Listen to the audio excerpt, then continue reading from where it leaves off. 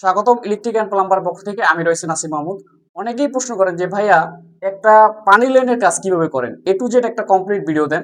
তো এইখানে দেখতে পাচ্ছেন আমরা প্রাথমিকভাবে যে ওয়্যারিংটা করলাম, এটা হচ্ছে একটা শর্ট চাবি, এটা হচ্ছে বালতির কল, এটা হচ্ছে একটা এংলেস্টেড কক। এখানে দেখতে পাচ্ছেন এটা কিন্তু একটা হাই কমোড, যেহেতু হাই কমোড সেহেতু এংলেস্টেড কক এবং পুশের লাইনে আপনি রাখবেন হচ্ছে 17 ইঞ্চি বা 15 ইঞ্চি। কারণ কি, 17 ইঞ্চি রাখলে আপনার দেখা যায় টাইলস হইলে টাইলসে কিন্তু 2 ইঞ্চি খাবে। আর এটা হচ্ছে একটা ইংলিশের কক, এখানে হচ্ছে বেসিন হবে, এটাও কিন্তু 17 ইঞ্চি রাখা। আর এটা হচ্ছে বালতির কল, বালতির কল 27 ইঞ্চি বা 30 ইঞ্চি রাখবেন। এখন যেহেতু ওয়্যারিং করছি, এখন রাখতে হবে আমাদের 30 ইঞ্চি, টাইলস বাদে এখানে 27 ইঞ্চি টিকবে।